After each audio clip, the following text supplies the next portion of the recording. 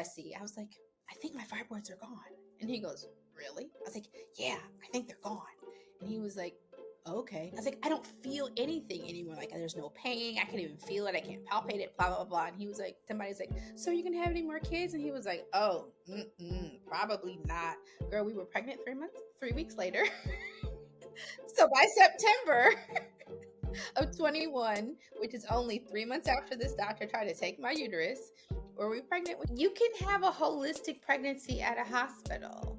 And I think that's what's really, really important to share and to know. Because you're supposed to, according to her, and I guess the book says she's read, you're supposed to have an orgasm when you birth your baby. Now, I know that's not everybody's experience. How true do you think that is? What do I really need to do? How do I nudge myself in that direction on a regular basis so that I can accomplish this goal, which is to have a baby?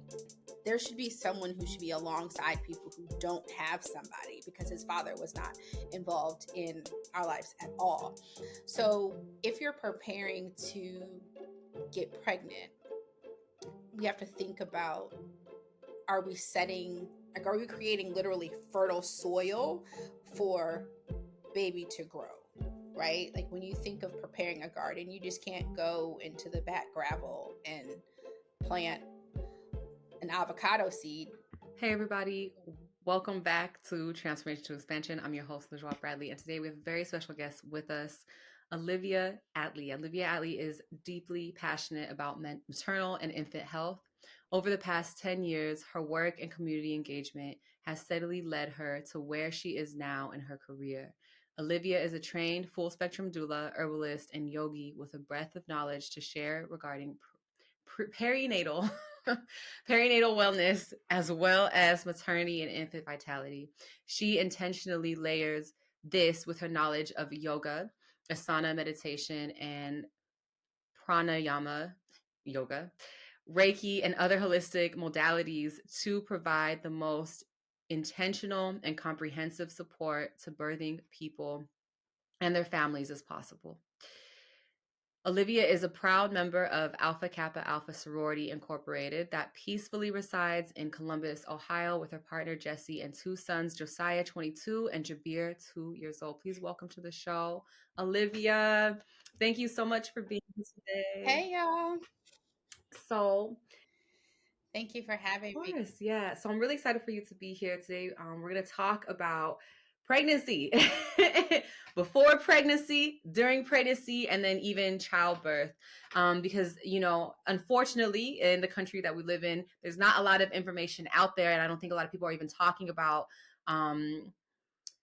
pregnancy and just like women's bodies and how our bodies are really functioning. I think more people are kind of coming to light about the importance of having these conversations on platforms like this, because we have not been educated about our bodies. And so I really wanted to take this episode as an opportunity for y'all to learn a little bit, keyword a little bit. Okay, we can't really get to everything in the time we have, but to start for y'all to start to learn a little bit about, pregnancy and what to do before pregnancy. If you are looking to get pregnant, what's going to be the way to help you prepare your body? And I want to say at any age, but obviously if, I think once you're in menopause, it's a wrap, right? Well, as long as you are still ovulating and you have eggs, it doesn't matter. And so that some people are still ovulating through perimenopause. Okay, there you go. But when you hit menopause, yeah, so peri, you could still be if you have eggs. So that's what this episode is going to be all about. I'm really excited to have Olivia Attlee on the show today. So first, we're going to start off with Olivia's story. How did you get to this work of being a doula? It's kind of twofold, but I'll go from the very, very beginning. My first son, I had just moved to Columbus, and I was living here for all intents and purposes by myself. And I remember going to my very first prenatal appointment, and it was like, oh, this stinks because I'm by myself. I remember appointment probably about 4 or 5 months, and it was an intense appointment, and I was really upset that I had nobody with me, right? Mm-hmm. And then I went into preterm labor at 7 months, and I was like, this is really bothersome. Like, there should be a person that should be alongside somebody.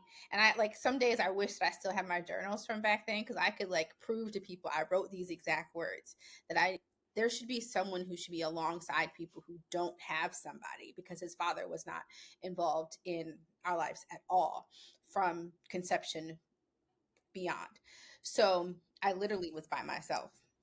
And I did some research and I discovered doulas, and I was kind of agitated because at this point it's like I'm just about to be 8 months, and I'm like, well, who knew there was such thing as doulas? Like, how do I find one? But instead of trying to find one, I dug into research of how do you become a doula. And that was in 2002. Being that I was a single mom, finances were what they were and very slim on many occasions. But my intent was always to pour into my son, and kept looking like every couple years, like, oh, that's still a lot of money. That's still a lot of money. Like, you're talking about like upwards of 1,000 to Mm-hmm. 1,500 at that time for training. And you would have to travel to go to training, right? Like, it wasn't like it was just up the street at OSU. So, all that being said, in 2017, I met Jessica Roach, who is the CEO of Restoring Their Own Through Transformation, who is out of Columbus, Ohio. Here, they serve Black families in the area, and she offered her first training in 2019, I do believe it was, and that's when I started my trainings. And so it's just gradually led me to here.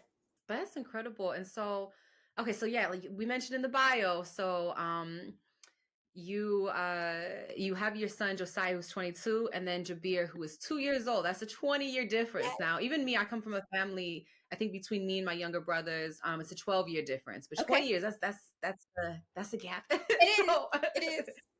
yeah, so do you want to talk about that real quick? Sure. How old were you? How old were I when I had my second one? Mm-hmm. I was 44. And I'll say this because usually the people ask me, like, is it hard, like, parenting children who are that, have that large of an age gap? I'm like, absolutely not. Like, he treats his little brother like he's his little brother, and his little brother treats him like, a big brother. He smiles and he loves him and he plays with him most of the time. Mm-hmm. And the oldest, Josiah, he's just like, I got a little brother, and he doesn't think about the age. In my perspective, I have never heard him talk about that. Like, earlier today, I told him, I was like, hey, let your brother put you in your high chair. And he goes, he doesn't have any choice. And which would be something my big sister would say to me, like, she ain't got no choice. I'm gonna do what I'm gonna do to take care of you, right? Mm-hmm. So it's just really beautiful because I feel like the age difference between the two of them allows Josiah to really feel deep into being a big brother. I think it's harder to grasp or understand when you're younger. What does that really mean? And it almost may feel like too much of a weight when you're younger. And I'm not judging or saying that it's wrong, but I like the beauty because it like really sets in to Josiah the importance of his role in Jabir's life. Mm-hmm. And so we came to having Jabir at 44 because both dad and I are the same age. The irony is that earlier that year, I was certain I had fibroids. So in June Mm-hmm. of 21, I went to my OB to have her tell me what I already knew, Mm-hmm. probably partially because fibroids run in my family. So I was like, I already know what this is. And I sat down, they did ultrasound, and she was like, so you definitely have fibroids. You got quite a few.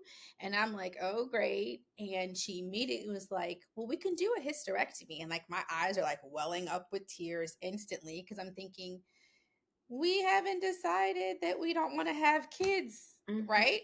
Mm-hmm. Because my partner has 4 children outside of Jabir. So it was like we hadn't decided that we together were not going to have any children. And she's looking at me, she's like, are you crying? And I was like, trying not to. And so my Mm-hmm. OB's like, well, there's other options. So she listed other options. And I looked at her, I said, why wouldn't you have told me all of my options? And why was hysterectomy the first one? She was like, well, I'm looking at, and I said it for her. I said, my age. And she goes, well, yes. I said, that means nothing to me.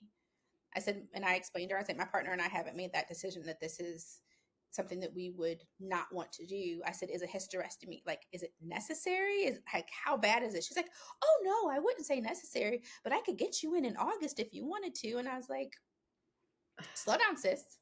Wow. Um, absolutely not. I got a lot to think about before that. And so we started talking about potential holistic remedies and options. And she had a couple that she had heard of, but never had shared with patients as potential ways to remedy their fibroids. She's always leaned into surgery. And I told her, I said, well, I'm really not interested in surgery, unfortunately, at this time. I want to take some time, talk this over with my family, figure out what we're going to do. And it took my best friend to say it to me. Like, I called her first and I was sobbing. And she goes, you want to have more kids? And I said, I know. And she goes, what's wrong with her? I said, girl, I don't know. So what I did, like, I'm just being really honest with you. That would have been me, though. That would have been me. I mean, like, it was all like but I needed her because we've been friends for over 20 some years. And so I needed her to speak to me because she knows me the best. And she was like, no, no. And she goes, can't you make like some herbs or something? Like, what can you do? And I said, girl, because, okay, this is why I'm talking to you. So that's what I did. I'm an herbalist. So I did some really deep research and I made a tincture that was for liver wellness and for support in uterus and to help potentially shrink down or subside the symptoms of fibroids. Mm-hmm. And then I decided, I was like, for 6 months, we're going to do all holistic things. And then at 6 months, we will reassess. I did acupuncture, regular massage, and facials. And people are like, facials? I'm like, yeah, because it helps with lymphatic drainage. I wasn't being a snob, I promise. But the lymphatic drainage is really helpful in overall wellness. So, and it was like I did acupuncture every other week, massage, and then I alternated massage, facial, massage, facial. But so that was June, right? Near the end of August, I said to Jesse, I was like, I think my fibroids are gone. And he goes, really? I was like, yeah, I think they're gone. And he was like, okay. I was like, I don't feel anything anymore. Like, there's no pain. I can't even feel it. I can't palpate it, blah, blah, blah. And he was like, okay. Um, I vividly remember being at a homecoming picnic for him for his high school. I'm sorry, class reunion. It was a high school class reunion, and somebody's like, "So are you gonna have any more kids?" And he was like, "Oh, probably not, girl. We were pregnant 3 weeks later." So by September Mm-hmm. of 21, which is Mm-hmm. only 3 months after this doctor tried to take my uterus, were we pregnant with Jabir? Mm-hmm. Um, and it was nothing but God and the universe, because if I had just went with her first thought and just listened to her opinion, he wouldn't be here. He would not be. Because I started thinking about, well, if I do this in August, because I was a teacher at the time, I was like, I'll be out for 6 to 8 weeks, which would put me just at the end of first quarter. Maybe if we push it out and then I can come back. Like, literally, I started planning on how we would, manage this. And my best friend was like, oh, no, no, no, no, no. We're not even doing that. So that's how Jabir got here. I love that. It's beautiful. And it's like Thank it's kind you. of like magical too, because the doctor was kind of letting you know, like, oh, we can, have your fibroids gone by August, but you're like, no, no, no, I will have them gone by August. Like, I guess think Mm-hmm. consciously, right? That's Yes. so cool. I mean, it's so dope. The magic of I think just really tapping back into your body and doing the research. And maybe that meant, going to another herbalist yourself, or maybe that meant, and you said deep research too. Like you said, it's not just like looking at the first 3 pages on Google. It's like, no, you need to like No, ma'am. connect the dots. You need, because there needs to be like a herbalist hub, I feel like. But anyway, and maybe there is, Maybe I'll create. but huh? I said maybe I'll create one. Yes. Because like there's so much information online. I've heard this story again and again. Like whenever somebody wants to find a natural way to do things, they have to do this research. It's trial and error, and it's like, why can't we just have like a go-to, something? But I wanted to say I actually had a friend who also had fibroids, but she had it like kind of throughout her life.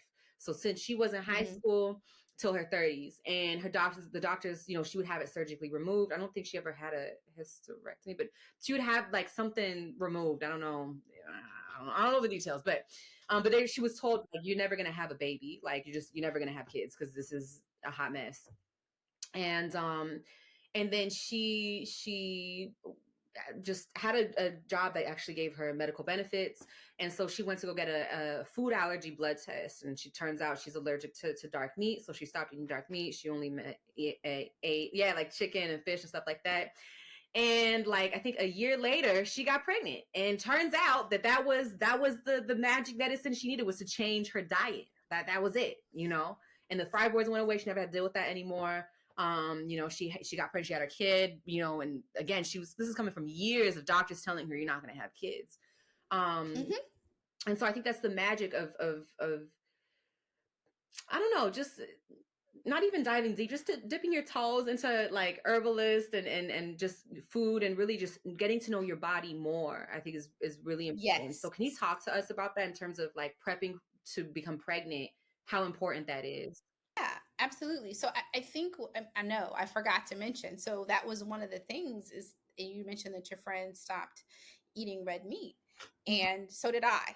So I wasn't really a huge red meat eater, but my partner and I had only been dating for just about a year and a half or so, and he loves red meat, and we both really love lamb. So I was eating a lot of lamb. I was eating steak far more than I used to. So I will jokingly say this. Please know that I don't mean this. Like it's his fault that I have fibroids because I was eating all this red meat. But people are like, don't say that. I'm like, I don't believe it, but it's just ironic. And so when the doctor shared with me officially that I had fibroids, it was like, I'm not touching this red meat, because one of my family members who had a hysterectomy after having two surgeries was it two? I can't remember. I feel like it was two. It was traumatic for me. So I know it's traumatic for them, but I'm pretty sure that they had two surgeries before they had the hysterectomy. Anyhow, what I kept saying to her was like, I really need to look at what you were eating.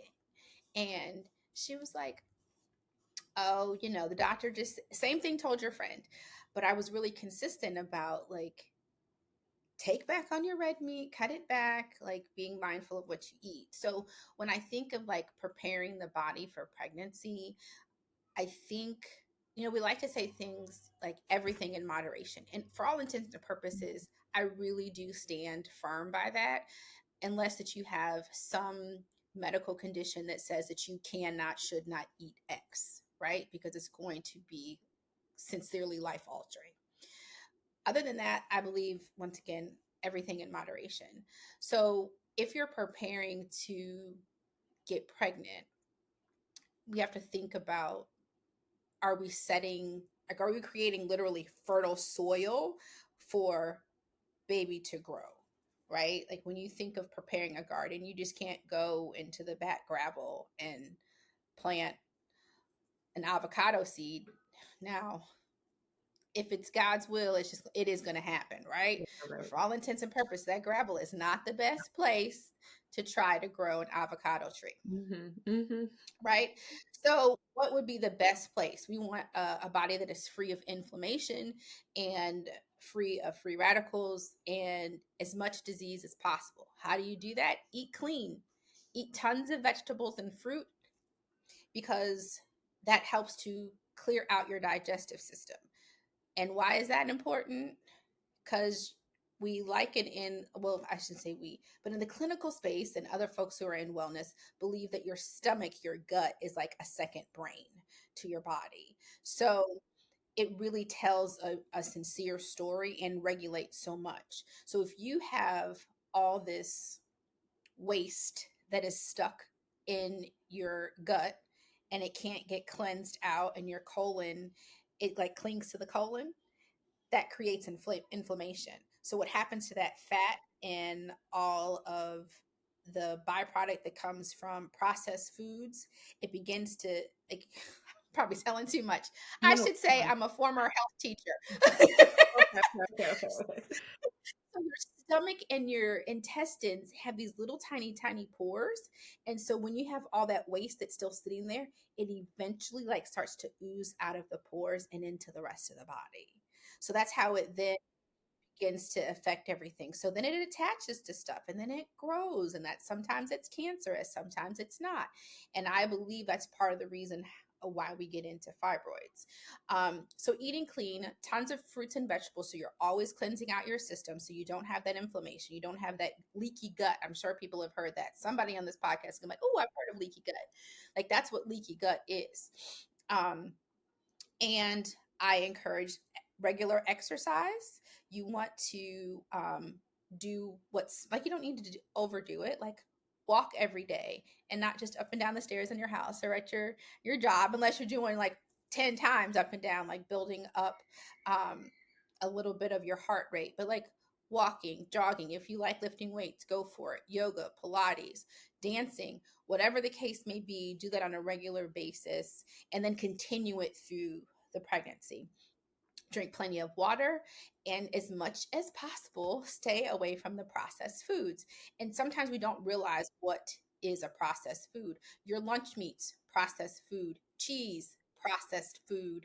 We know all the fast food joints, processed food. Anytime it has to go through a machine to be prepared and presented to you, it's processed foods. So staying clear, like, you want the purest forms of meat that you're going to get. Some say that organic is always the best. I don't know if that's true. Just make sure you clean your fruit and your vegetables before you eat them. And for me, that seems to be some of the best things. I've had a couple of clients in my experience that have come to me asking me, like, specifically, what can we do to help um, encourage or prepare the body for pregnancy? And a couple of things that I kind of, quote unquote, prescribe or suggest is, oh, you made me, I had to lose it, that kombucha. So I encourage people to drink kombucha on a regular basis. It helps to neutralize the gut. It also has this beautiful healing agent that I cannot understand or explain, but for the uterus. So I personally drink kombucha the week before my menstrual cycle, and I always notice that there is a difference in it. Like, every once in a while, I'll forget, like, it'll hit me. I'm like, oh, your period is tomorrow. You haven't been drinking your kombucha. And that's usually one of the, like, really severe pain. Another thing is red raspberry leaf tea. So if anybody knows anything about women's health these days, you'll hear a lot of conversation about drinking red raspberry leaf tea. Now, let me warn everyone, it doesn't taste like raspberries because it's the leaf. So if you want it to be fruity and juicy, add some juice to it, ladies and gentlemen. But red raspberry leaf tea is something that I encourage people to drink, because it helps to support the uterus in being healthy. And the last is the core of a pineapple. Um, so yeah, the core of the pineapple is so rich in nutrients, especially bromelain, which that specifically helps the fetus implant into the uterus. So I suggest that people, when they're trying to get pregnant, like when you're actually physically trying, that you consume that core of the pineapple at least 2 to 3 days before you start ovulating, all the way through ovulation, and eat it. There are people who really take that core and just chomp on it, eat it. I put it in smoothies. I make it in juice. Then you don't have to deal with that Yeah. very dense that nobody, because when you catch the bite of it on accident, like, ooh, that's the core, nobody really likes that. So just throw it in a smoothie, throw it in a juice. You can even stick the like chunks of the core in water and consume it, so you can get some of that. You can boil it down and drink it like tea. So many things that you can do with it, but those are the things that I would say, like, eat clean, hydrate, exercise, red raspberry leaf tea, core of a pineapple. Okay, cool. Thank you. And since you brought it up, we're going to talk about the menstrual cycle real quick, real quick. I know this is really important because I think, and I'm saying this from my experience, kind of studying my own cycle. I'm not a nutritionist. I didn't go to school. I mean, I went to school for biology, but not anatomy. Is very different. So anyway, you know, I studied like the animals and the plants, not the Okay. people. So anyway, but from my experience, you know, my period and how severe my cramps are, they indicate to me what to eat and what not Mm, to eat. If I'm not eating the right things, my cramps, it's done. I'm out for the whole day, for a couple of days, you know. But if I've been eating the right thing, especially stuff that you mentioned, like red raspberry leaf tea, um, soursop was another thing that like I don't know what it does for my gut or what it is, but whenever, you know, I was in certain locations that had that fruit available, it's like my period cramps were just like non-existent. But you have to eat again, you have to eat it that week before is like the yeah. key. That's the other thing that you just mentioned. That week before is Mm-hmm. everything. That's when you want to load up on like, well, again, from my experience, that's when I need to load up on ginger. That's because it's Yes. anti-inflammatory. So ginger really helps a lot. Um, and I love ginger. Sometimes I'll put it in fruit juice and then I'll like share it with my family or friends. And like, this is way too much ginger. But I was like, no, I love it. Anyway. um, but yeah, so that's just from my experience. It's always been an indicator of like what I should and what I should not eat. If I eat more red meat, cramps are gonna get a lot Mm-hmm. worse. So if I eat less red meat, doesn't mean I can't eat it, but if I eat less of it, then it's a lot more, it's just an easier Mm-hmm. time. Um, so is that so for you know women listening? Is that a good indication of like where your uterus is? Like if you have a lot of cramps, a lot of pain during your period, is that going to let you know about your ability to birth a child? Like, does that have any correlation? I guess is really the question I'm asking. Are your cramps correlated to labor pain? Is that the question? No, I guess no. Uterine health, I think Okay. is the Um, right. I would generally say, in my experience personally, and the people around me, it's the same in what you just explained. Um, More than likely, I don't want to say the uterus isn't healthy, but it's a more of an indicator of how you are taking care of yourself, right? Because part of the reason why we have Mm-hmm, that cramping is that the uterus is actually like contracting. And if it's inflamed and if your um, bowels are inflamed, what I often, ladies and gentlemen, a good bowel movement will always clear the way of menstrual cramping to some degree. And I always like people are like, man, I can't like I don't understand what the relationship is. Well, because if your gut is full, if you're not able to completely cleanse it out, you've got uterus pressing against your bowel, that's painful. And heaven forbid if you have mm-hmm, cysts or fibroids in there too, it's like all this like I don't know what to call that, like pressing and like it's like rocks rolling around in a sock and it's painful. mm-hmm, So if you're able mm-hmm. to fully cleanse or um, what's the word I want to use? Like if you've had a really good bowel movement and your colon is clear for the most part, you're not going to have as much of the cramping because there's nothing to push up against and nothing. Does that make sense? Am I making any amount of sense? Yeah. Okay. No, no, you're making perfect So sense. You're I good. don't You're know good. if it indicates if your uterus is healthy or not. I think it lets you know like how healthy you are, how well your digestive system is moving. Because once again, if you're not getting all that byproduct and all that waste out, it starts to leak out into other places. So I think that the two just work a lot closer than research and folks are telling us. And it's just I think it's just as important because we really haven't learned, and I'm still learning, like how do we know if our uterus is healthy, right? Other than going to the doctor and say, oh, that feels fine, I don't feel anything, there's no cyst, there's no fibroids, no masses, et cetera, et cetera. So no polyps, you don't have a bad discharge or any of those things. Like, but there has to be another way to like know in ourselves whether our uterus is healthy or not. And we just haven't learned that specifically. But I think something you and I had chatted about previously was just the fact of like really knowing your body. And if we don't take that time to sit and listen to our bodies, there's no way that we can know it and make adjustments as necessary, right?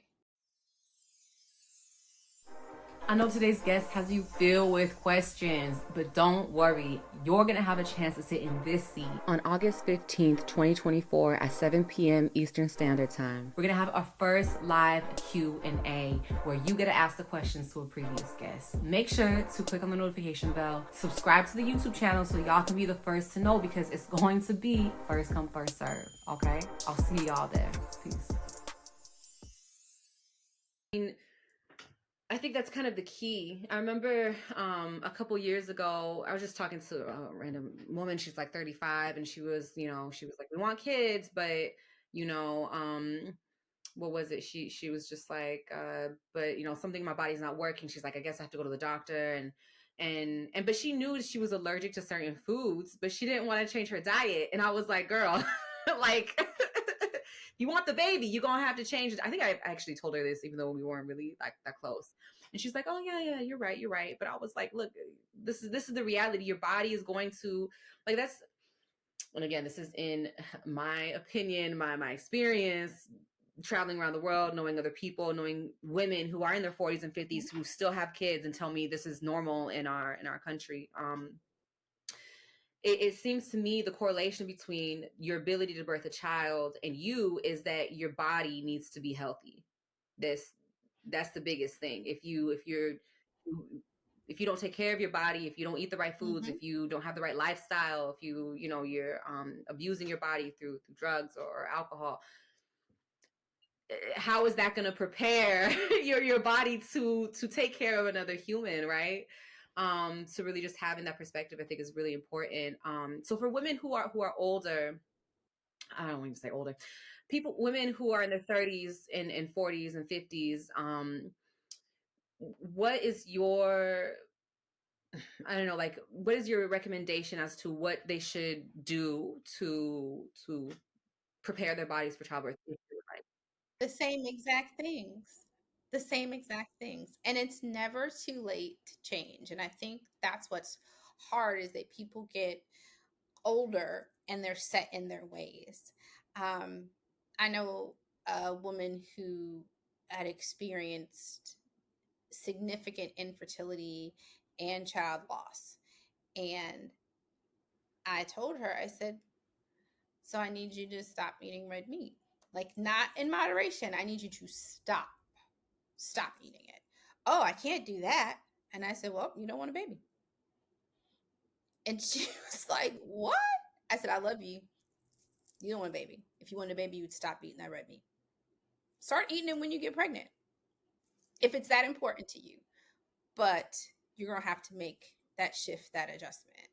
So it's hard because too often we don't want to tell people the hard things and we don't want to do the hard things. So when you get older, it's just difficult to go, I'm going to change my life drastically. And so many people are like, oh, well, it's not that big of a deal. No, if you're used to eating red meat every single day, that's a big shift. If you never drink water and now someone tells you got to drink 40 ounces a day, that's a big shift. So I would say anyone of any age, as you get into the later 40s and up, what we have to really combat at that point in time is egg count. So it's not about like your uterus can't function or can't care for and hold a baby. It's just a matter of like, how many eggs do you really have?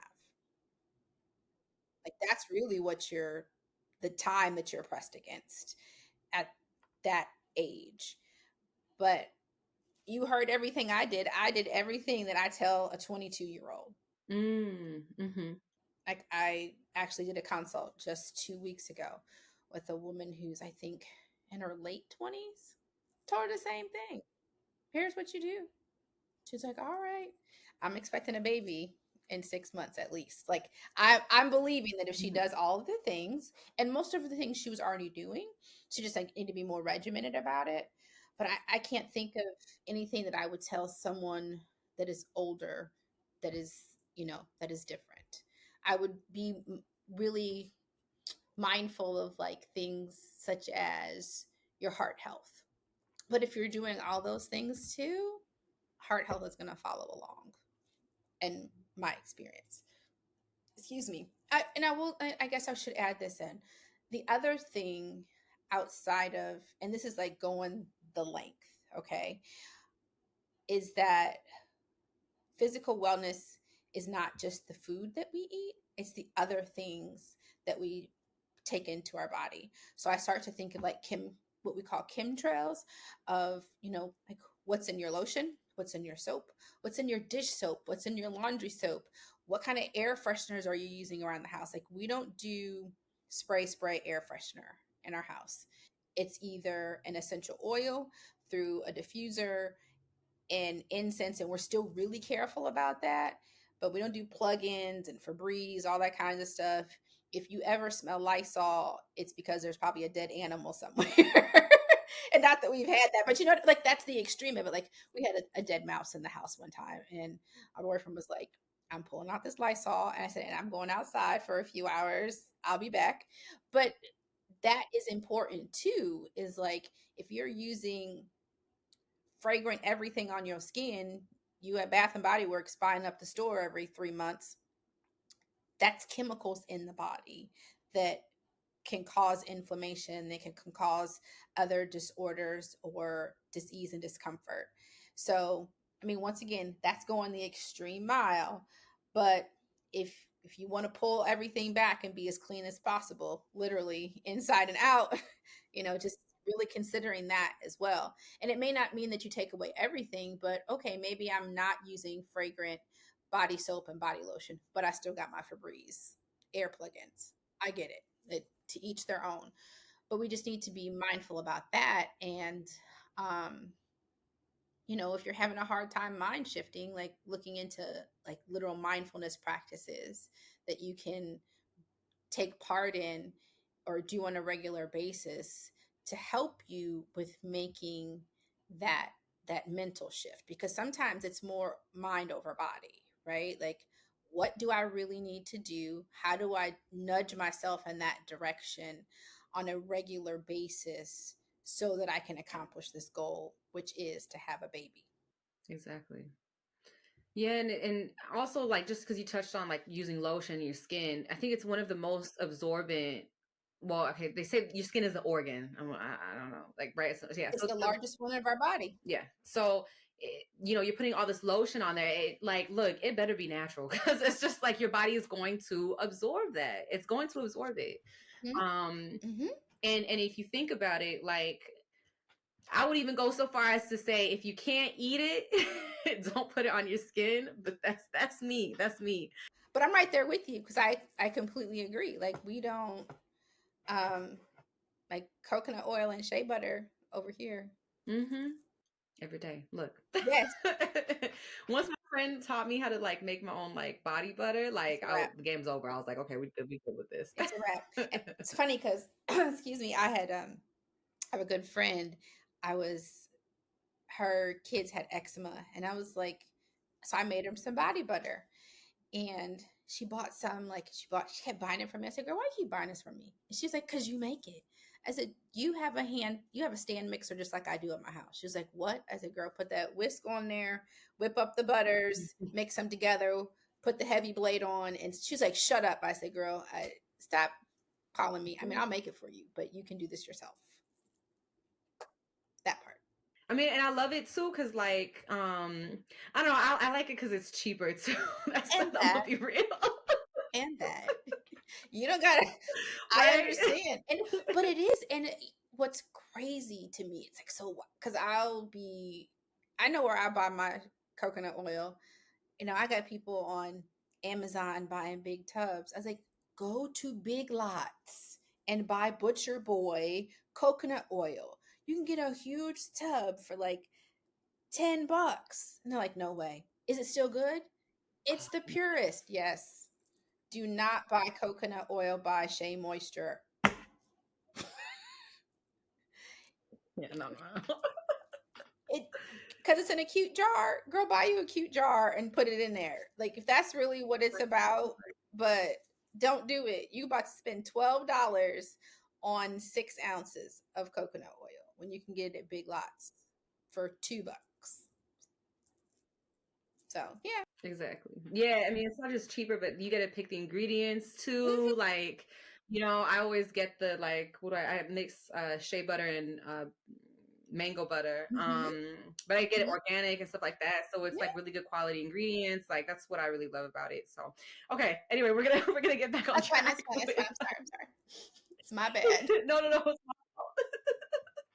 No, I mean, because it's important. It's important. It's like living holistically is, I think, is an important part of childbirth. Yes. Again, in my opinion. But okay, so that was pre-pregnancy. So Mm-hmm. now woman is pregnant, first trimester, we're getting morning sickness. Mm-hmm.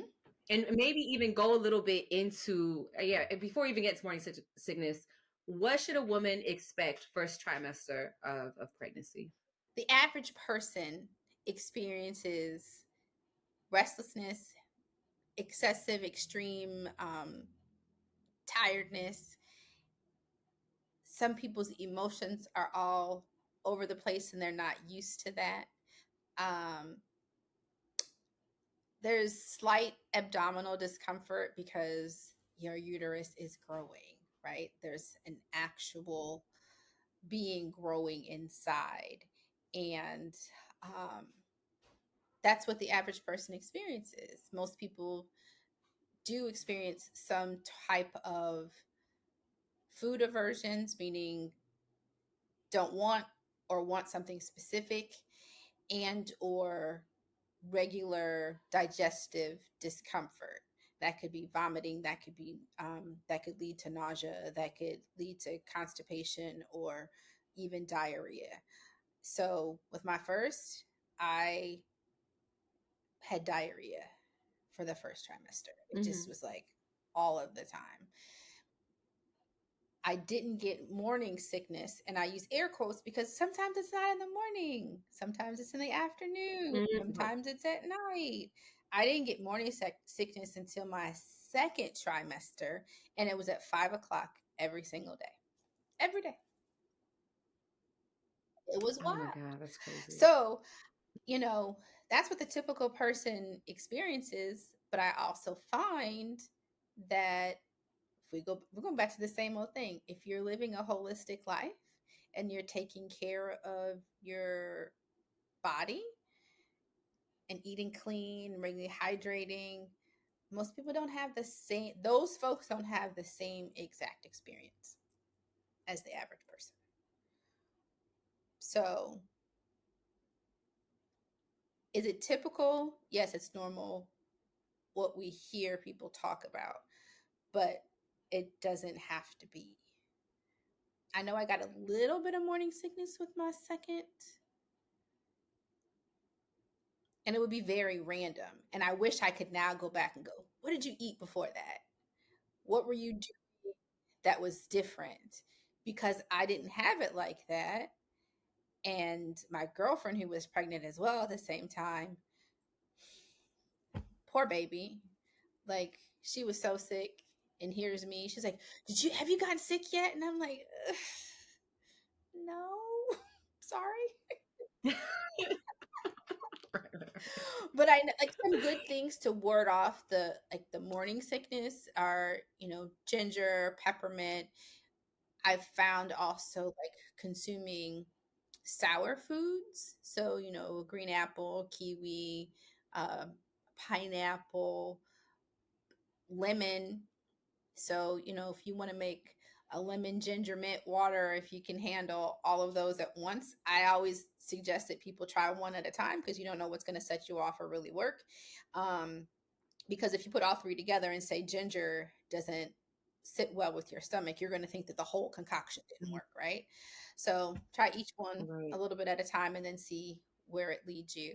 So those are some great things to, ward that off. But I'm going to say once again, like, be careful of the processed foods, really hydrate. So you're making sure that your gut is clean and clear, that there's not that there's nothing to vomit or nothing to have be constipated over, but once again, it leads to your overall well-being. And the cleaner you eat, I find, um, the less likely you are to have those other symptoms.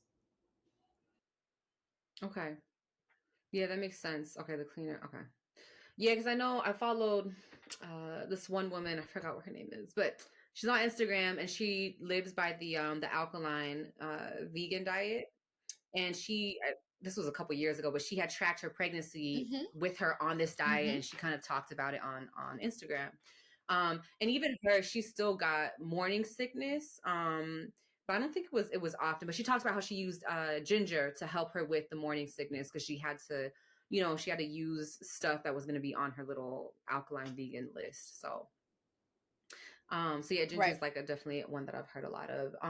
Okay, but it seems like for the beginning, it's like if your body's gonna go through a lot of changes, so you just need to prep your body as much as possible for those changes. Um, do some women experience pain during this time, and if so, what would you recommend to help them cope with the pain or alleviate the pain? Because I know a lot of people would not recommend Tylenol. No, no, not yet. So, and you want to wait until your doctor's, like, the first trimester is a really um, tender time, because that's when a lot of people, like, you have higher experience of miscarriage and infant loss. Mhm. So just being really certain that you're listening to your provider, whether you have a midwife or an OBGYN, you know, running anything by them that you're not normally doing as well. So if you're not normally an active person, don't start now. Ask the doctor first, and if they'll say yay or nay, or when they suggest it will be best for you to start that type of activity, then wait for that. Because one of the things I would always suggest is like stretching and movement, if that feels good to the body. Most people don't experience that. um like, you're not going to experience that pelvic shift and movement until the end of the second trimester, moving into the third. Okay. So, you know not to say that stretching wouldn't help, but it might. I know that movement tends to help my body, and that's why a lot of people are more into yoga and things like Pilates, because that movement feels softer than lifting weights, or running or being on an elliptical machine, and it still is getting them active and increasing their heart rate, which helps with heart health. But I would say warm compresses, if that feels good on the abdomen, because usually in that first trimester it feels like a regular period, like on a regular basis, Mm. right?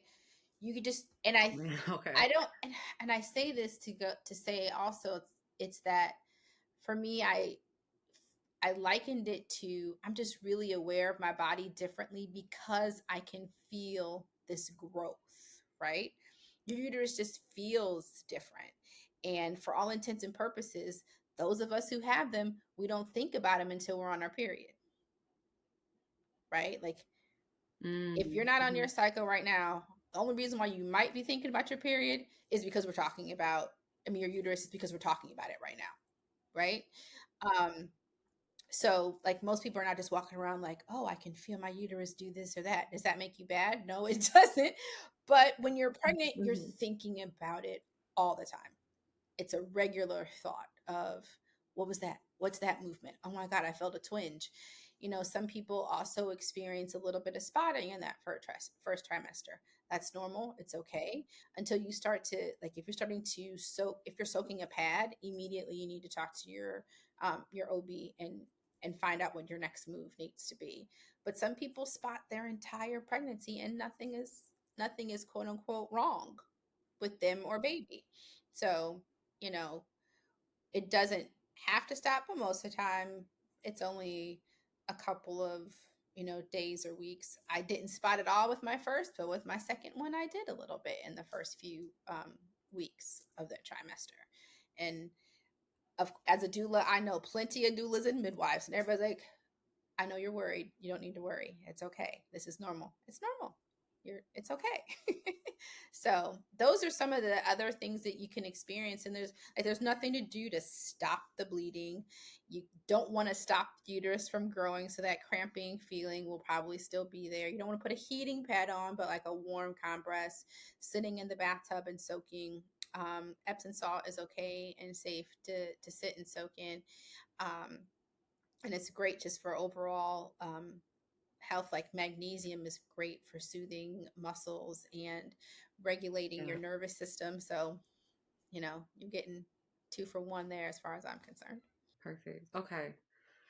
Okay, so what about I want to talk a little bit about food during Mm. pregnancy. So you talked about, absolutely no, well, depending on the person and where you're at in your journey, but absolutely no processed foods. What about fasting? Is that something that is okay? Is it too dangerous to fast when you're pregnant? So I will start with the last because I'll forget if I don't say it right away. And from my understanding, and I taught at a school where we had a large Muslim population. From my understanding, is that if you are on your cycle or you're pregnant, you are allowed to abstain from fasting on Okay. those ritualistic times because they know that your nutrition is supremely important to your well-being and the well-being of the baby, so they allow you to abstain from that. And that I'm pretty certain that is accurate.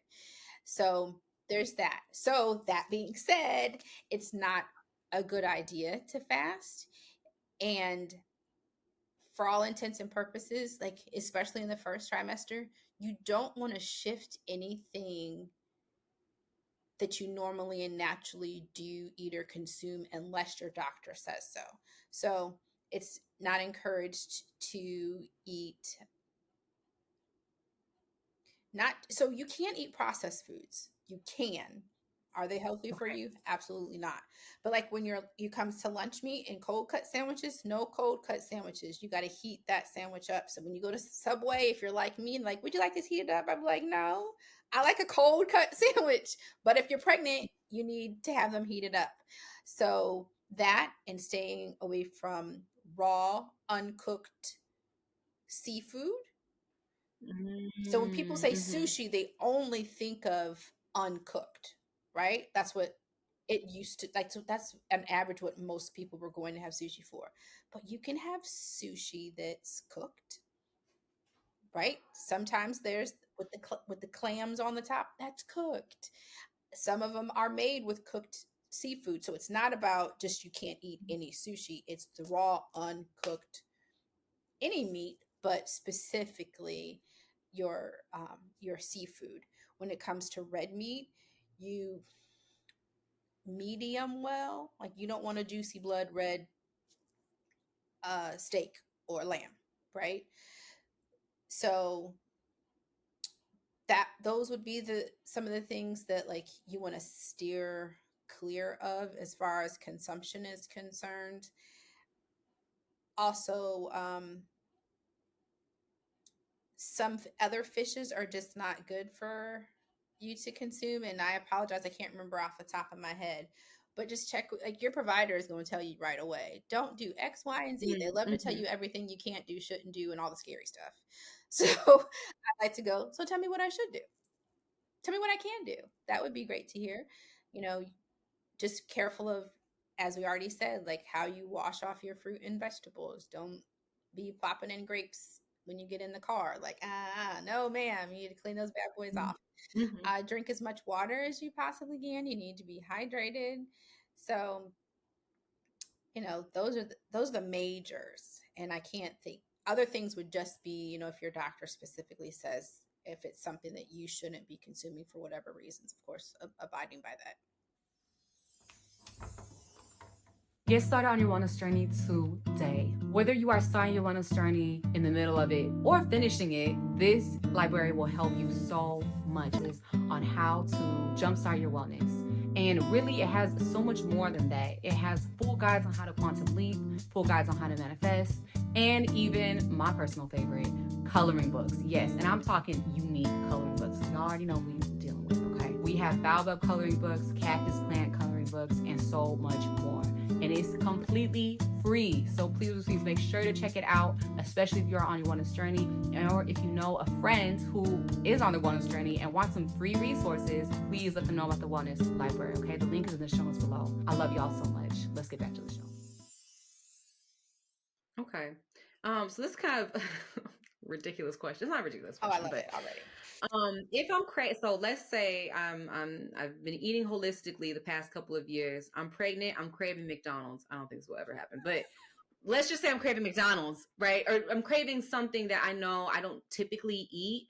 Is it okay for me to just like resist it? Like if I'm resisting certain foods, is it going to affect the child? I guess that's the question. The answer is usually no, it's not. It's going to agitate you, and you don't need to be agitated while you're pregnant. So somebody's going to share this with an OB or a midwife, and they're going to come swap me on my social media, but I'm going to say it. My girlfriend and I would eat cold cut sandwiches every other month. I remember one day I had gone to Subway and I got me my dang on sandwich because I just couldn't take it. Like I just couldn't function. And I got halfway through it and I called her. I said, I just did it. She's like, what? I said, I ate a Subway. She goes, girl, I just had one earlier too. I was like, yes.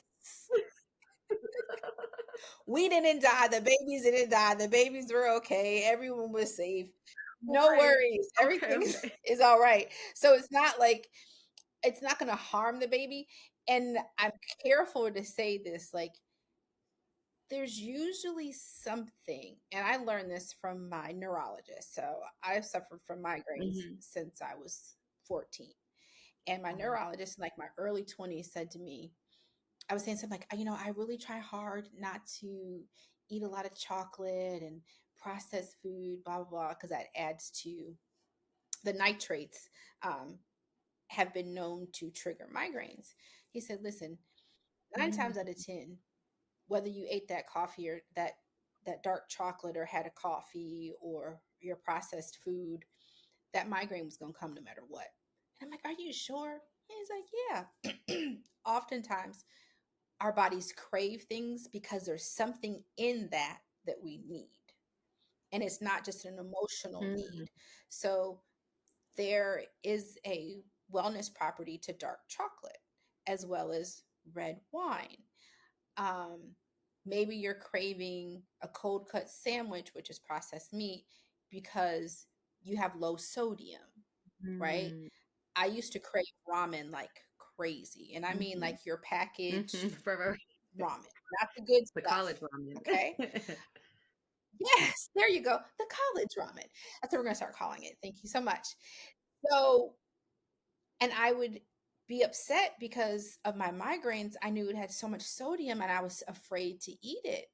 And one of my friends is like, maybe your body is lacking sodium. That's why you're craving it. And I was like, oh, you're smart.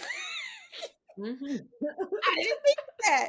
Because she was like, you spend so much time having a reduced sodium diet. Maybe you don't have enough. And that's why you need that ramen. Girl, eat the ramen and we'll watch you to make sure you're okay.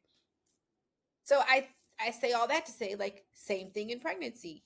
Now, why are you craving now and laters? You might have low sugar.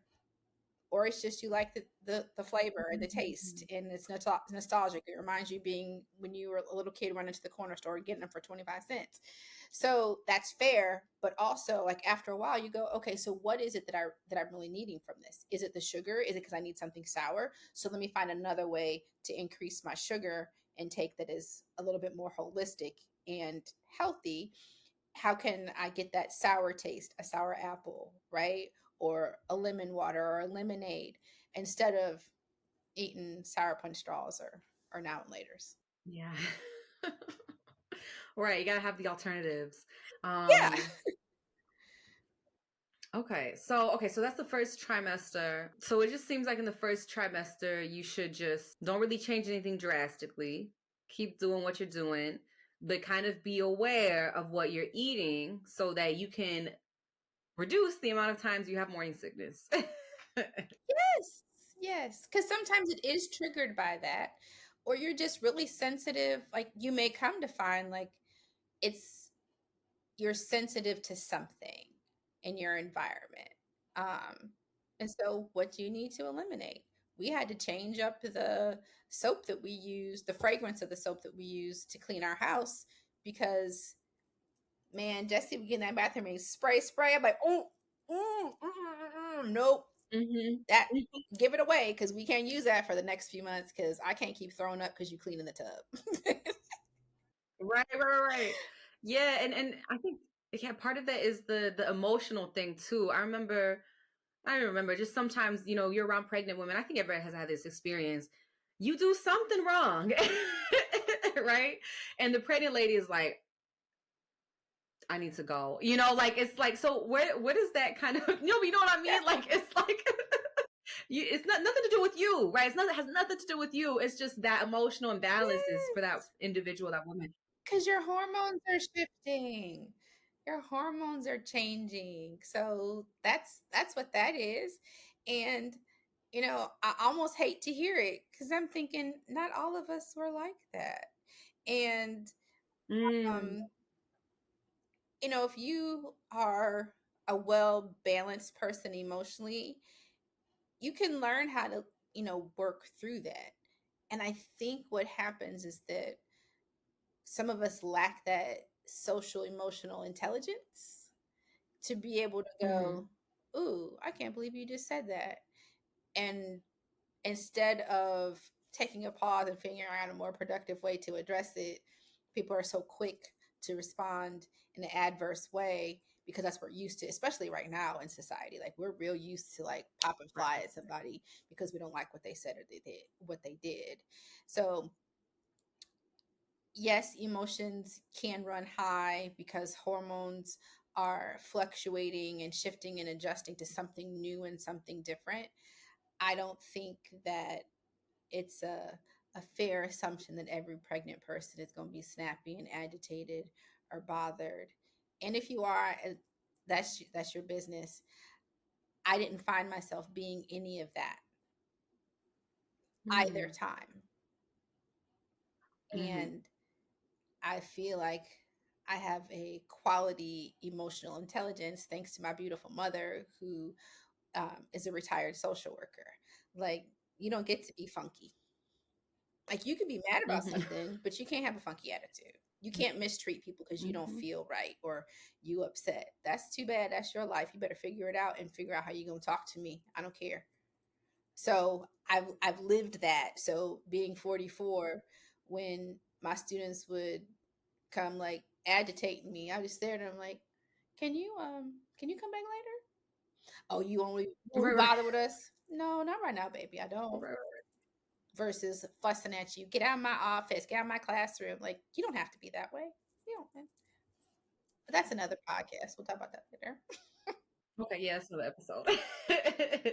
Okay, yeah, so I had to touch on that because I know a lot of women experience that, which again is, I don't want to put this, in my opinion, I think is really linked to how you're taking care of your body, your mental health, your physical health, your spiritual health. It's all intertwined. It's all connected. Yeah, definitely. Okay, so that's the first trimester. I feel like second trimester, that's like the bliss, right? This is like the happy, like, I mean, everything's kind of in balance. You're glowing, you got that pregnancy glow, And I guess we could talk about it because this has come up a lot with my friends who are pregnant. Okay. We're gonna talk about real quick sex during pregnancy. It's beneficial for the baby, right? I just wanted to it doesn't hurt the baby. It's more of it doesn't hurt the baby. And I think that's what most people get Okay. concerned about. It's like, is the baby going to feel this? Is this harmful? You know, um, so that's my opinion. That's my experience, is that it's Okay. beneficial. I'm sure there's somebody somewhere who can figure out a way to justify and say that it's not going to harm the baby, but whether it's beneficial to the baby or not, it, I don't want to say I've never heard that. I have, but I don't know where that comes from, and I haven't really gone down that rabbit hole to really discover or to know. Mhm. Yeah. And I think But it logically, definitely you doesn't get a hurt. dopamine kick from it. So I think logically it should have some kind of benefit. Yeah, obviously I don't think it's been researched that well, but okay. I mean, so is there anything that you would just like to say about this second trimester before we get into the third one? Like some of the things that you see a lot of people kind of miss or unaware of. No, people just don't talk about it, and that's fine, because it's what you said. It's like it's the bliss time. So, Okay. just continuing what you had already been doing. And this is the time in which you may experience more cravings. You are feeling a jolt of energy. So you might want to start doing other things that you used to do. So, because at this point your body has started to regulate its hormones, you're taking those vitamins on a regular basis, which gives you the extra nutrients, which you're probably going to be, once again, sleeping a little bit better than you were in the first trimester. And so we add all these things together. I'm like, oh, if I'm no longer having morning sickness and I have more energy and I'm used to the way my body feels, of course I'm going to be happy, and now going out to the store a little bit more, hanging out with my friends maybe a bit, and that regular happiness and joy shifts your overall well-being. And this trimester just feels a little easier and lighter than the first one, especially if it's your first baby. Like, I can't tell you how many times folks are pregnant in that first trimester, in the first time, and they're just like, I don't know if I want to do this again. Like, that was a lot. That was too much. Mm-hmm. So, I encourage people, especially that second trimester, like, ride the highs, enjoy the joys, because if things shift back the other direction next trimester, at least you will have spent some time doing the happy things as much as you could. Okay, so that's the second trimester. Okay, let's get Mm-hmm. into third trimester happens. What's going on with the third Yes. trimester? What are some of the things that you see a lot of people don't know about but need to know about in the third trimester? So in the third trimester, you're going to experience more growth, right? So that you'll start to, like, I should say, more rapid growth than you did the Okay. first two. So discomfort starts to kick back in, of like, oh, I can feel this down into my pelvis. Your pelvis is shifting. This is gonna be the first time I get to use this bad boy. But it's funny Yay! because I was talking about, I'm like, ooh, I can't wait. So, like, if you see right there that plastic piece, that is Hmm. actual cartilage in between the pelvic bone. So during the third trimester, that separates. Oh, and you can feel it. It feels like someone has kicked you in your crotch. Yes, and we call that lightning crotch. So, because, like, just imagine, like, your bones are shifting because you've got to make way for the baby to nestle down into the Yeah. pelvis, because this is when Hmm. they start to shift and move around. And within those last 6 weeks or so, starts to get into their actual position for birth. Not to say they will never move out of it, but some of them get there and stay there. So, if I have to think about anything in that third trimester, it's the lightning crotch. And that because of the shift of the pelvis, that, like, duh, this has to happen, but you don't realize, like, it really is a shift. Your body Hmm. is not only, it's growing and it's moving, because there's no other time in our life, especially aside from like a growth spurt, especially before puberty, that we can feel those types of shifts in our body Hmm. physically. And so Hmm. for Hmm. those of us who are pregnant, yeah, you get that in that third trimester a lot. And some people are just like, oh, it wasn't that big deal, but most folks can feel it, and it's just it's uncomfortable. You will feel more movement than before, larger movement, obviously, because baby is larger, and starting to pay attention to baby's activity because there are a couple of apps that help you regularly count baby's kicks and movement so that you can keep track of how often they're moving, what their movement patterns are, so that if you get into a Mhm. space where you don't feel that baby is moving regularly, that you could check back and say, oh no, he or she doesn't normally have a lot of activity between 7 and 8 p.m. at night. So this is normal. That's fine.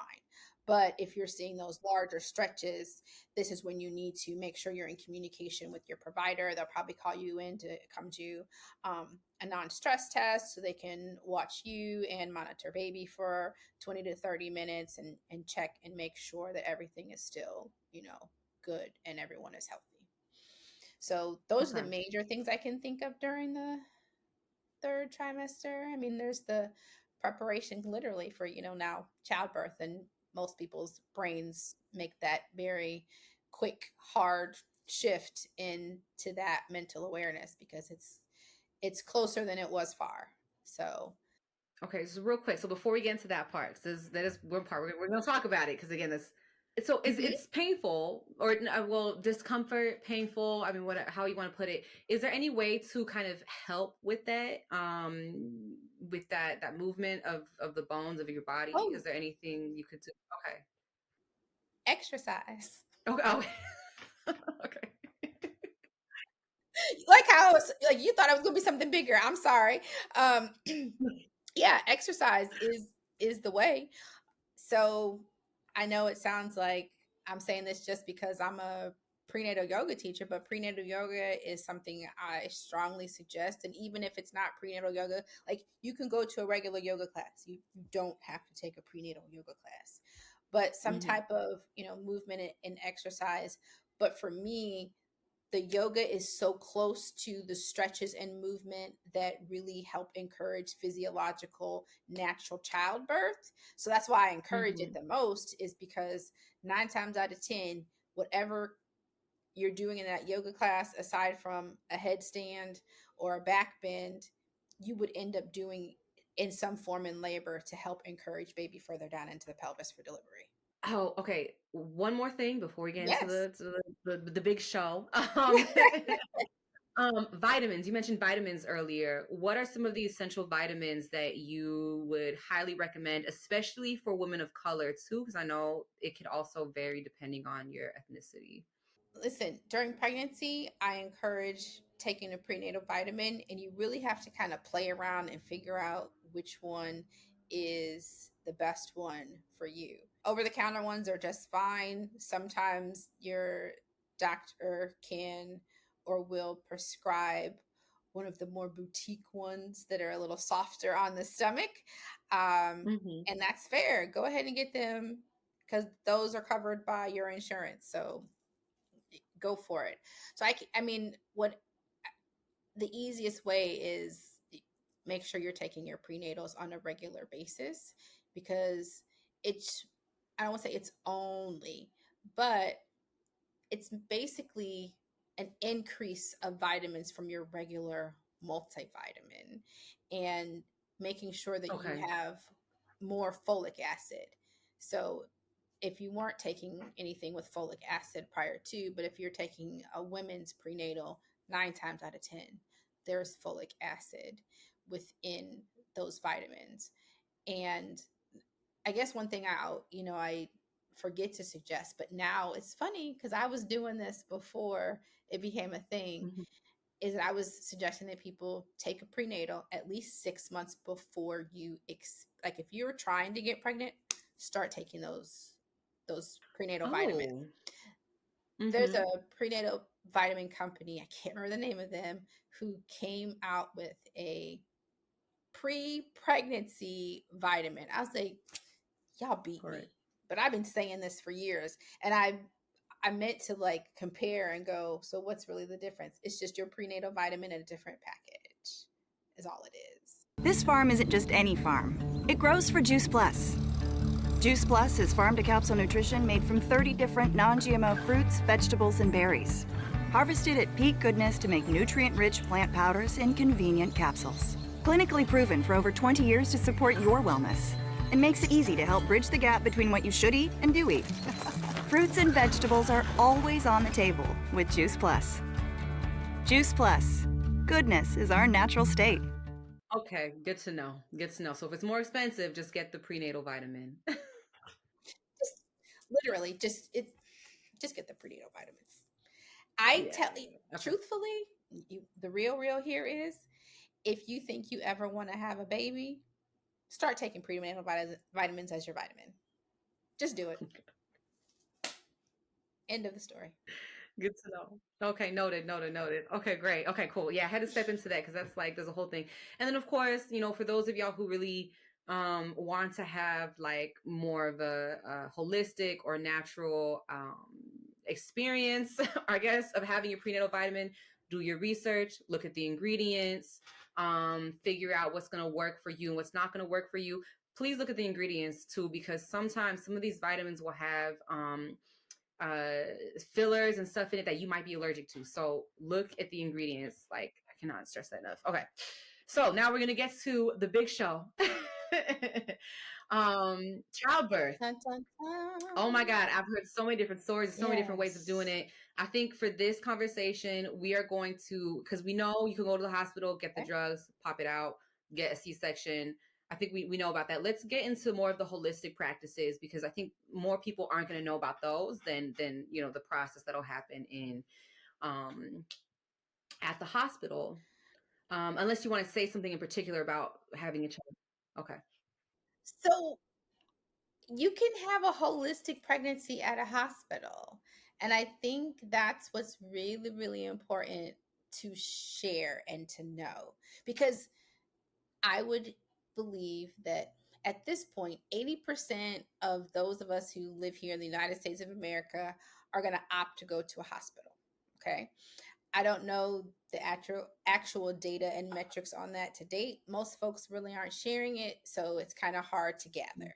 But I'm going to say about 80% of us go into a hospital because that's what we know. And when you're at a hospital, you have options. You do not have to do anything you do not want to. Hospital is not jail. Hospital is not prison. They are not the wardens. I tell my clients all the time, they work for you today. You are their boss. So if you walk in there and say that you don't want an IV placed and you don't have any reason for needing an IV, you don't have to have an IV placed. That means even if you don't want just the port placed. So those of us who've been in the clinical space, that means like you put the port in for the IVs, they go ahead and stick it into into the vein, but it's not attached to a bag and a pole, which keeps you nearly immobile. Mm-hmm. So that is an option too, but there are options. Like, you don't have to take Pitocin. You don't have to have an epidural. You can use other methods of pain management in the space. So there is a way to still have a holistic birth experience in a hospital. You just got to be tenacious and be ready to advocate for yourself effectively to get the things that you desire. And of course, for all intents and purposes, if there's no medical emergency need or necessity for any other things, you don't need them. Okay. So that's what I got to say about holistic in a hospital. It is possible. Yeah. And actually, yeah, so this is new to me, but one of my friends, and I think I want to say it also depends on where you are too, but she happens to be in Denver. And so she was telling me they have like birthing tubs inside the hospital. Like, you could book a birthing room with a birthing tub. And I was like, I was amazed, because I've never heard about this. Yes. Some hospitals it's an option, and it's become more of an option, more readily available in some spaces. Okay, so let's say, oh man, let's say there's no epidural, that you're not gonna do the westernized modern version of birthing. You want to go traditional. How do I want to put this? Well, you know what? We're gonna start here. So, okay. As I told you before the show, one of my friends, her mom is a doula, and she told me, and actually I heard this from other friends too. She said that you're supposed to, according to her, and I guess the books that she's read, you're supposed to have an orgasm when you birth your baby. Now, I know that's not everybody's experience. How true do you think that is? Do you think it's rare to have that experience? What's going on in that moment if that happens? I would want to know what she means by supposed to. Okay. So supposed to if what? Right? That would Mm-hmm. be my question. I'm Mm-hmm. not saying she's wrong. Can you? Does it happen? Absolutely. Is it normal and natural? Absolutely. Um, so I think what some people experience in those waves of contractions could be similar to an orgasm in so Okay. many different ways. Mm-hmm. And so, how, it's not how do I want to say? Let me just think. Yeah, take your time. Take it. Yeah, I know, because it's one of those things that I've just always been curious about, and I want to know more about. Yeah, please take your time. Yeah. I feel like because here in the Western world, when we think Mm. we're the elite of all elite in all things, I'm like, we are not. Is that we have this mindset that pregnancy and birth are some of the most negative circumstances and experiences Mm. that a person could undergo. And with that level of mindset, when you go into labor, the only thing that you're expecting is the negative. I'm expecting this to feel terribly painful. I'm expecting to scream. I'm expecting to Mm. cry. So why would I dare expect that I could have an orgasm? Right. Like you're not, most of us are not thinking of it that way. Mm-hmm. Most of us are always thinking of the negative, even and especially as Black and brown folks. Like, because now layer that, because we are 3 times more likely to die in labor or because of labor. We're not thinking about joy. We're also thinking about, well, if I die today, make sure y'all do X, Y, and Z, please. Mm-hmm. I know the conversation I had to have with my family before I had the baby. It was Mm-hmm. not an easy conversation, but we had to sit down and talk about it. Because what? The reality is, I could have died here in the United States of America. We Mm-hmm. would have been disappointed, angry as heck. But it wouldn't have been surprising, unfortunately. So most people don't think about the pleasure or the joy that can be that people do experience in labor. And sometimes, yes, that's an orgasm Mm-hmm. because the baby is coming down, pressing on the back side of the clitoris.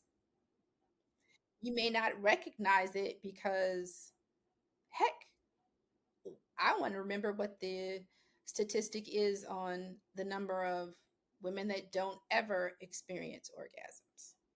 Oh, girl, yeah, we ain't gonna get into it, but yeah. I know.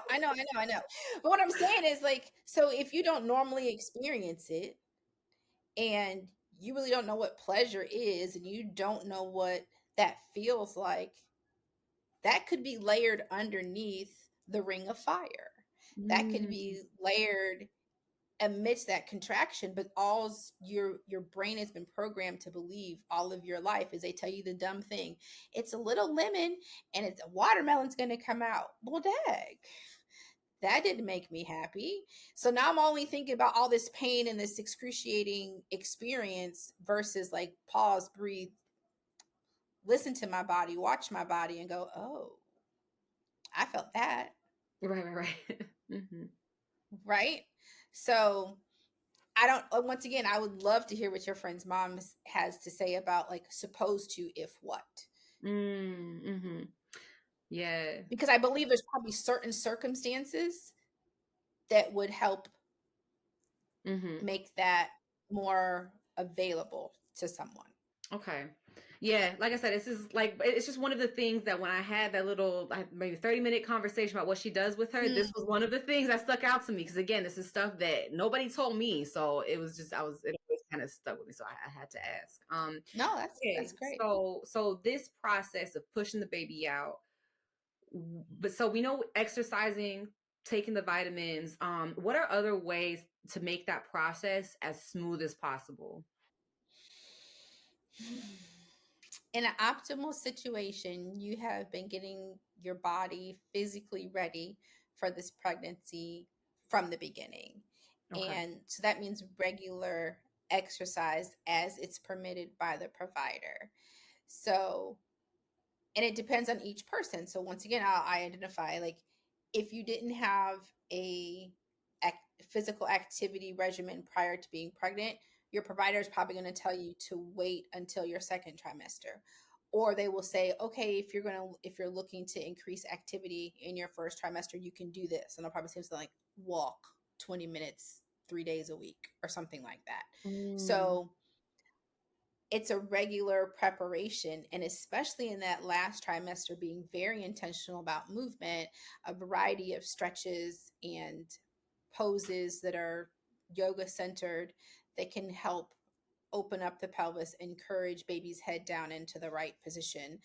There is um, educational class called Spinning Babies that is a nationally trademarked program that families can take, the Spinning Babies class, to learn these different positions and movements that can help bring baby down into the pelvis. Not that they're wrong or that's not worth your effort, but also this physical activity.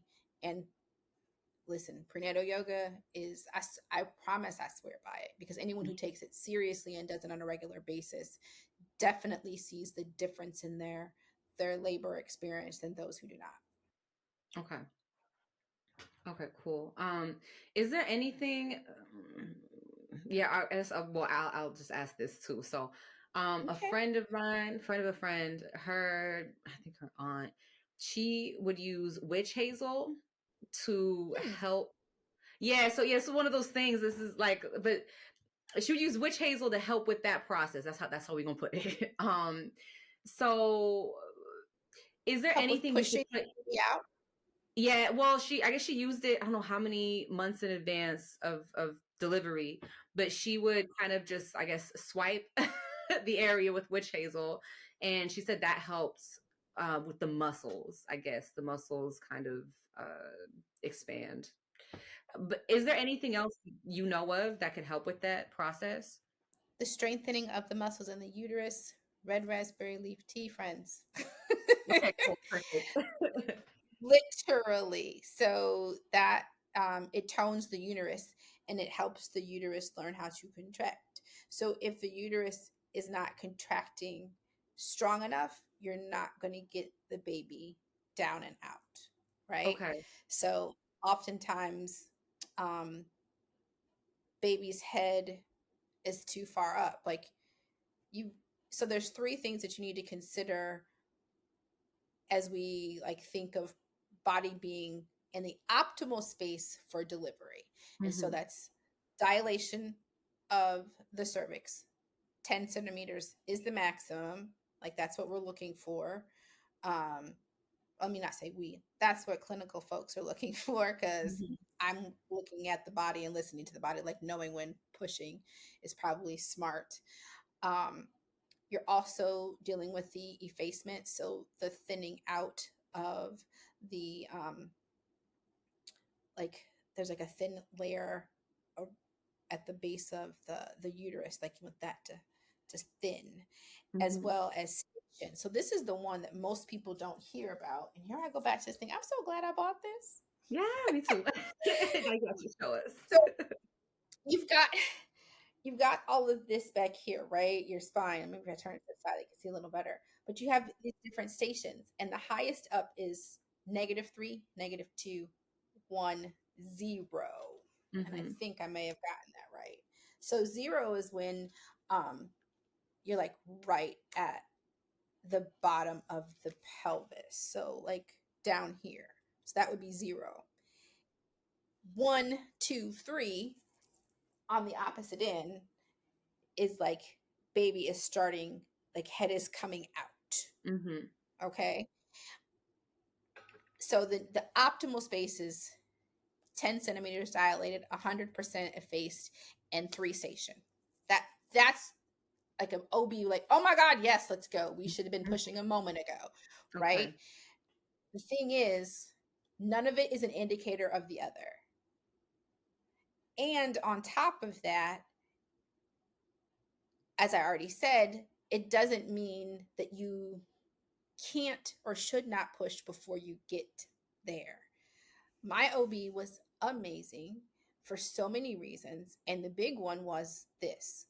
We had induced, so we were at 34 weeks. Part of the reason why we induced, because he had a low weight and what they would call IUGUR, internal uterine growth restriction. So basically, he wasn't growing like they wanted him to. So I got to 7 centimeters, 80% effaced, and I can't remember what station. And my doctor looked at me, she looked at the monitor, and she looked at the nurses, and she goes, I think we can push. And I was like, I'm only 7 centimeters. She was like, Olivia, he only weighs about 4 pounds. And I was like, I love you. She's like, let's go. You ready? And I was like, yeah. She was like, all right. And that's because she figured in other things. It wasn't just her looking at those numbers. It was, I'm looking at these numbers and I'm also going, this is a small baby and this is a small woman. We probably can go now. We don't need to wait for 10 because that may be, however, we don't know how much longer that's going to be. Right. So, you know, how do we encourage that? You want that uterus to contract. So how do we get it to contract? The red raspberry leaf tea, oxytocin. So anything that makes you happy and joyous, which means if your water hasn't broken, you could have sex. But even if your water has broken, you can still have an orgasm without intercourse, right? So these are the things that help the uterus contract, bring baby further down. So, you know, I tell my clients, like, do fun stuff while we're in labor. Like people, I think the best example is this. Some years ago, within the last 10 years, there was a video of a man at the hospital playing his video game while his wife is in labor. We don't know nothing about nobody's business. Now, clearly he loves his video games, right?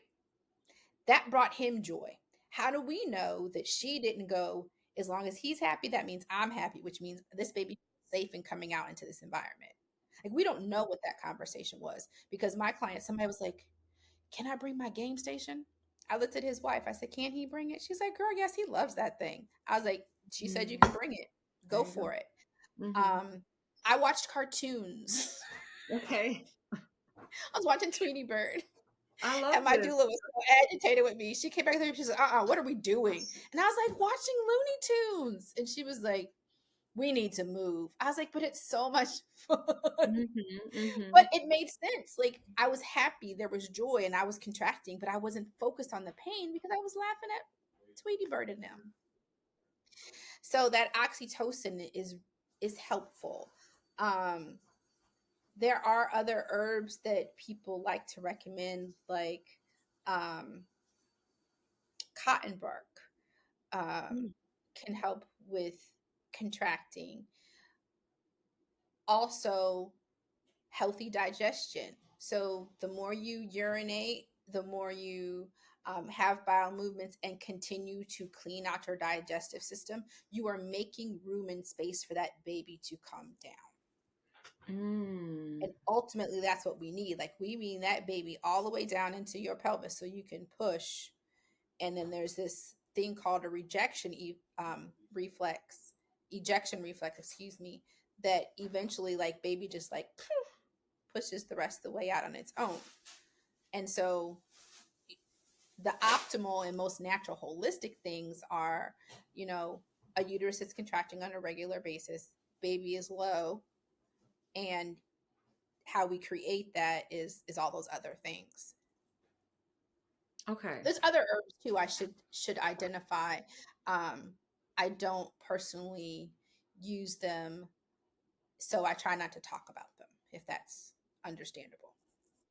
That's fair. Yeah, don't worry about that. I mean, we at the end of the day, anybody can go online and look at what other people have done. And every doula is going to have a different, different experience, different way of doing things. So definitely for the audience, just to know, like, Olivia is a holistic doula. She's doing her job her way, the way she's learned from her teachers and from her experience. So obviously there's going to be other people out there saying something different. So, just take what resonates with you. Please, please, please, please just take what Thank you for resonates that. with you. Okay. So this is a little ridiculous, but one last question. This is from a friend of mine. Oh, that's fine. She was doing her little research she's pregnant. She's doing her little research online. And she read somewhere that blowing air in the opening, that's what we're gonna say, is bad for the baby. Have you heard of that? Is this a thing? Like, once again, I'm gonna ask where we got this information and what they're referring to, and I don't mean that to sound like I'm being condescending, because I could so I don't want to say clearly, but I'm a Black woman, okay? My mama's mama was born and raised in Alabama. I wasn't allowed to walk outside with a skirt on because air can get up there. I was like, what do you mean? And so here's me like trying to walk with my legs close. And I'm like, I don't understand how does the air just gonna like shoot up into my vagina? I'm really confused, mommy. And she was like, well, your grandma would say. I'm like, well, grandma ain't here to explain to me. So we go into this restaurant and I got this skirt on and we just gonna be fine. But so I asked that question because of the fact that I could hear someone's old wives' tale that someone did X and this happened. So it's not that I don't believe that someone believes this or I think it's absurd. I'm really like, ask her where she heard that so I could go learn something and know something, because I've never heard that. But like I said, I did talk about like after you're pregnant, there's this belief that air can get up in there and it'll cause you to get a cold or something, right? I think she saw this online, but yeah, but I had to ask it because she couldn't find a clear answer. And I think it's one of, like you said, it's one of those things that maybe from somebody's experience it has some validity to it. Yeah. But it doesn't necessarily mean that it's gonna be everybody's case. So and then how exactly how is the air gonna get up there in the so anyway. Yeah. I'm really intrigued as to know, because I personally have a deep joy of learning from other cultures of what their maternal health, infant health, and birthing practices are, because I believe they're relevant. Seriously. Like, in some point in some space, some of this had a certain level of relevance, and the knowledge that so many women in these other cultures have, and even us as African Americans, like from Southern roots, that's valid. You know, my godmother told me when I was pregnant the first time, you only need to use Vaseline and cocoa butter. I was like, girl, here she go. Don't nobody use Vaseline and cocoa butter. What are you talking about? She goes, you don't want stretch marks, do you? And I was like, whatever. And then one day I was like, you know what? I'm going to do it and we're going to find out. I don't got a lick of a stretch mark. Really? I'm gonna write that down because the Vaseline part was was like maybe cocoa butter, but Vaseline and cocoa butter. Yes, she was very specific, and the second one I only used coconut oil. I didn't even use shea butter. That's all I used was coconut oil, head to toe, hair and everything. Still no stretch marks. No stretch marks. Noted. I know you're taking personal notes over there, and I am not mad at you. Yeah, girls, it's gonna be a minute. It's like I said, it's gonna be a minute for me. That's okay. Yeah, I'm waiting. But no, I'm just curious because these are the things that I think a lot of people are curious about, and then there's just so much information on the internet. So it's good to just hear it from somebody whose job it is to study pregnancy and birthing and the and actually experience it over and over and over again, right? With, helping with other women. And it's like, so, I do. I know a Full little bit. I don't experience. know everything, but I know a little bit. Right. Okay, so last question, Olivia. So where do you see yourself expanding from here? Oof. So I'm already doing it. So, and let me not say that, because I'm building towards it. So I do know where it is, and it's a little bit overwhelming sometimes to talk about and to think about, because sometimes you just have those big ideas and dreams and hopes that it's not that like I don't want to share it with people. It's like it almost scares me. So where I see myself expanding from here is using my ability to connect community to create a literal physical space where like-minded birth workers are in the same space serving families. I love that. I tell people all the time, Olivia will never be a midwife. I will never be an OBGYN. I do not want to look at vaginas. I just don't want to do it. It's not my thing. But someone needs to, and thank God for them, because it's not me. But when I think of a practice, I think of all of these practitioners together in one literal space, because as we talked about before, there's so many things that are full circle and affect the well-being of the uterus and a person who's about to get pregnant and give birth, right? But there's all these people who can support that as well. You've got your midwife, you've got your OBGYN, you have a doula, you have nurses, you have midwife assistants, you have lactation consultants, you have pelvic floor therapists. The list goes on. But do you know how hard it is to navigate, find those people all over the city while you're pregnant and you're in pain, or you just had a baby and I only want to go to one place? I don't want to have to go to 10 different offices. Mm-hmm. For me, that's where I'm expanding to. So it's going to happen. It's just literally overwhelming to think of, but I know it's going to happen because it needs to happen. That's what our community is asking for. Exactly. I mean, just put it in context for everybody too.